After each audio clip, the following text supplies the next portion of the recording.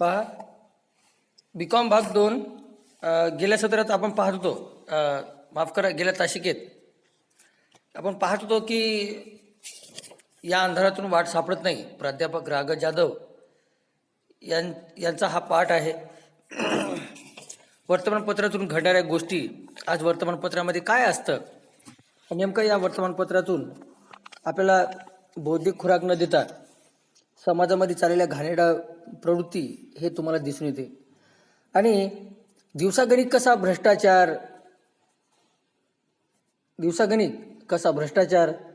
हिंसा, अन्याय, क्रौर्य, अमानुषता हे दुर्गुण वाढले. पण मात्र लेखक याला काय म्हणतात? सद्गुण म्हणतात.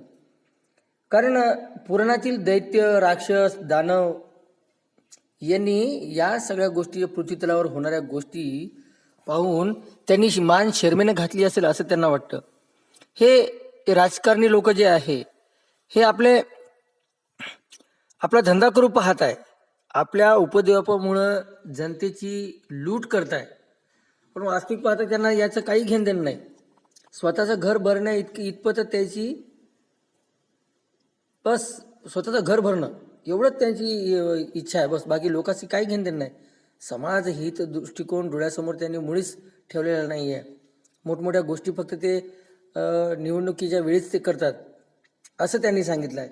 की आता बघा, या ठिकाणी पुन्हा अजून एक गोष्ट सांगितली आहे की आपल्या लोकशाही अंधेरी नगरीचे स्वरूप प्राप्त झाले. यांना अंधेरी नगरी सांगितलं त्यांनी. अंधारमय समाज पूर सर्वत्र काळाकुट्ट होऊन राहिलेला आहे आणि राक्षसी मेघांना चंदेरी किनार आलेली आहे असं आपण गेल्या तासिकेला आपण पाहिलं होतं.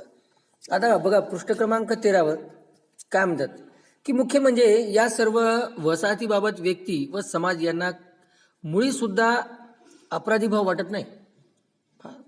यांना समाजाप्रती, यांना व्यक्तीप्रती काही एक अपराधी भाव वाटत नाही. लाचखोरी करून घरात पैसा आणणाऱ्या नवऱ्याला त्याची बायको ओवाळते. बघा, तिला काही या लाचखोरीची काही घेणं नाही. पण वा, पैसा आणला घरात, बस ती बायको काय करते, वा माझ्या नवऱ्याने किती छान काम केलं, आणि ती ओवाळते त्याला. पण त्याला व त्याच्या पायी धनाला घरात प्रवेशबंदी करत नाही.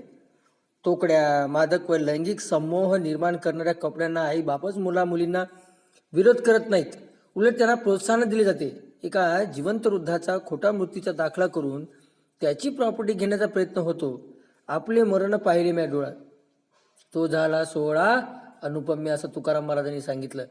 बघा, म्हणत तो दुर्दैवी माणूस डोळे कायमचे मिटतो. तरुणाई, नाईट लाईफ, मद्य, हुक्का, गांजा यांच्या कैफात अमेरिकेकडे डोळे लावून बसलेली आहेत. बघा, जे मागच्या वेळेसही मी तुम्हाला कधीतरी सांगितलं होतं की आपली तरुण पिढी जी आहे आत्ताची, ही काय करत आहे? पाश्चात्य संस्कृतीचं अनुकरण नाही करत, तर काय करतात? नुसतं अंधानुकरण करतात. सगळं माहीत असून सुद्धा आपण काय करतो? त्या गोष्टी सहज स्वीकारतो. आपण सगळं त्यातले फायदे तोटे सगळे माहीत आहे आपल्याला. फायदा तर नाहीच, उलट तोटेच माहीत असून सुद्धा आपण त्याच्यावर काही प्रतिक्रिया करत नाही, उलट ते आपण अंगीकारतो. आता या लेखकांनी सांगितलं आहे त्यांना की समाजामध्ये काय चाललं आहे. म्हणजे हे मुलं तोकड्या, मादक आणि लैंगिक समूह निर्माण करणाऱ्या कपड्यांना घरचे आईवडील प्रोत्साहन देतात. पण मुलींना ते नाही सांगत की बाळा हे असे कपडे घालू नये, यांनी असं होते, त्यांनी तसं होते, समाज कसा आहे याची जाणीव मुलांना करून देत नाही. उलट वा वा खूप छान ड्रेस, खूप छान घेतलास, असं उलट काय करतात? त्यांना प्रोत्साहन देतात. अशामुळे काय होते? हे समाजामध्ये विविध स्वरूपाच्या विविध गुन्हेगारांना त्यांना प्रोत्साहन मिळते. पण वास्तविकता कसं आहे? कपडे घालणे न घालणे, चांगले न घालणे, कसं कोणते कपडे घालावे हे वैयक्तिक स्वातंत्र्य जरी असलं तरी काही बंधन आहेत.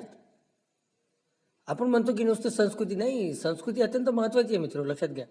आपली संस्कृती, भारतीय संस्कृती इतर देशाला आपल्याकडे खेचू पाहत आहे की ही संस्कृती किती चांगली आहे, त्यांचे पेहराव किती वेगवेगळे आहेत, विविधतात एकता नटणारी भारतीय संस्कृती आहे.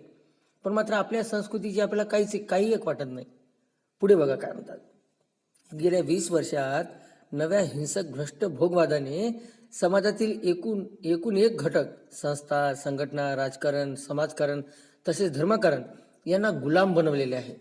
म्हणून एकूण एक भूमिका, मग त्या कौटुंबिक नात्याच्या असोत, व्यवसायाच्या असोत, नोकरीच्या असोत, शासकीय प्रशासकीय असोत, तथा धार्मिक पारंपरिक असोत, त्या सर्व भूमिका धनलालसेने पोखरलेल्या आहेत. शालेय व इतर परीक्षात सामूहिक कॉपी करण्याचे अधिकृत प्रयत्न शिक्षण संस्थात होत आहेत. रोज वृत्तपत्र वाचले की या समाजाचे, या देशाचे उद्या काय होणार या यक्ष प्रश्नाने मन व्यथित होत जाते.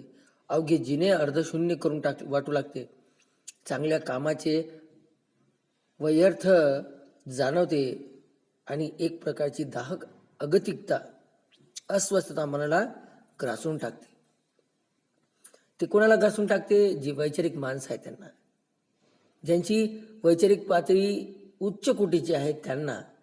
पण काय बघा ना, गेल्या 20 वर्षात नव्हे तर आता आज तागायत सुद्धा गेल्या 20 वर्षात त्यांनी लेखकांनी जुना अनुभव त्यांनी सांगितला. पण आज परिस्थिती जर पाहत असेल, आज जर प्राध्यापक राघव जाधवांनी जर पाहिलं तर त्यांना वाटेल की मी ते लिहिलं ते आजच्या परिस्थितीला धरून लिहायला पाहिजे होतं.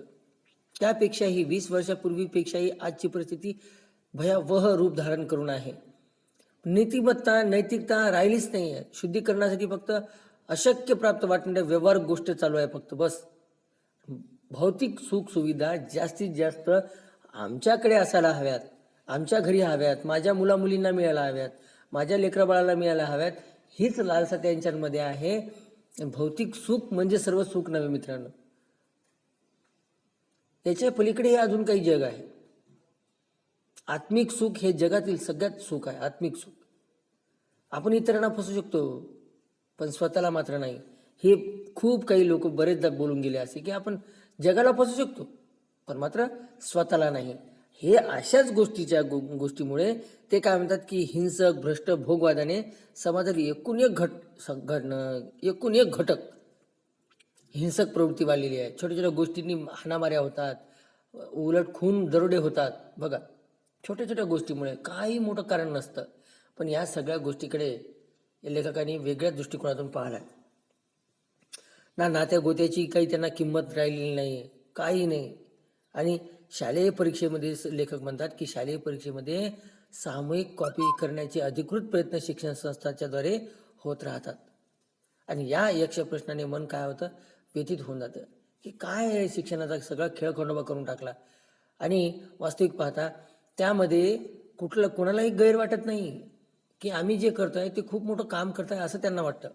बघा, मात्र समाजाच्या नैतिक शुद्धीकरणासाठी अशक्य प्राय वाटणारे व्यवहार्य प्रयत्न करण्याची गरज आहे असे लेखकांना वाटते. नैतिक अधपतनाची सुरुवात कुठे झाली? खरेच पण वाटते आपला देश स्वतंत्र झाला आणि आपल्या समाजाच्या हाती राजकीय सत्ता आली तेव्हापासूनच आपली नैतिक घसरण हळूहळू चालू झाली. राजकीय सत्तेचा कैफ आवरच असतो. Power corrupts and absolute power corrupt absolutely असे प्रसिद्ध वचन आहे. पण भारतीय स्वतंत्र भारतातील सत्तास्थाने फक्त राजकीय सत्तेपुरती मर्यादित नाहीत. इथे खूप सत्ता आहे. तशी ती बहुविध सत्तास्थाने विज्ञान स्वतंत्र देशात असतात. धनसत्ता असते, ज्ञानसत्ता असते, धर्मसत्ता असते, विज्ञानसत्ता असते, जातवार व विविध सांप्रदायिक सत्ता असतात, सामाजिक सत्ता असते.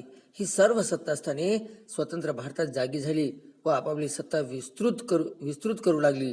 वाढत्या प्रसार यंत्रणा, पत्रकारिता, इलेक्ट्रिक माध्यमे व मुद्रण माध्यमे आदी हळूहळू सरसावली आणि नव्या बहुविध सत्तेच्या स्पर्धेत आपल्या धोरणानुसार व मुख्यतः कायद्यानुसार सामील झाले. त्यांनाही सत्तास्थानाचे महात्म्य प्राप्त झाले आहे. म्हणजे दिवसागणिक आता सर्व क्षेत्रामध्ये प्रगती होऊ पाहत आहे. म्हणजे प्रसार माध्यम असो की तुमचं इलेक्ट्रॉनिक माध्यम असो, पत्रकारिता असो की मुद्रण माध्यमे असो, या सर्वांमध्ये काय होत आहे, अतोनात प्रगती होत आहे. पण याही बाबतीत त्यांनी सांगितलं असं की स्वातंत्र्य मात्र मिळालं आपल्याला, पण त्या स्वातंत्र्याची बीजे चाकणारी जी लोक आहे ते फार कमी आहे. अधपतनाला, नैतिक अधपतनाला सुरुवात कुठून झाली, अधपतन ती कशी का झाली, कोणी केली, या प्रश्नांचे उत्तर निर्णायक आहेत. ते देणे कठीणही आहे. नीतिमत्ता राहिलीच नाही. दिवसा गणित आपली नीतिमत्ता ढासळत आहे मित्रांनो.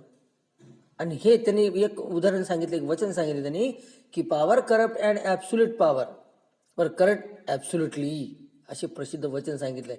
भारतात तर स्वतंत्र भारतात सत्ता असताना फक्त राजकीय सत्तेपुरती मर्यादित नाही, तर इथं खूप सत्ता होत्या सगळ्या प्रकारच्या. तशी बहुविध सत्तास्थाने स्वतंत्र देशात असतात, प्रत्येक देशात असतात. त्यामध्ये मग त्यांनी सांगितलं आहे की सत्ता असेल, काय म्हटलं त्यांनी, धनसत्ता असेल, ज्ञानसत्ता असेल, विज्ञान सत्ता असेल, जातवार सांप्रदायिकता सत्ता, अशा विविध प्रकारच्या सत्ता या ठिकाणी आहेत. परंतु मात्र ही सत्ता असताना बाजूला धरल्या गेली अशी लेखकांना वाटते. अशा प्रकारे या ठिकाणी आपण हा पाठ या ठिकाणी पाहिला. अजूनही पाठ भरपूर बाकी आहे, तर आपण पुढच्या तासिकेला पाहू. तत्पूर्वी पाठ हा इथेच आपण थांबूया.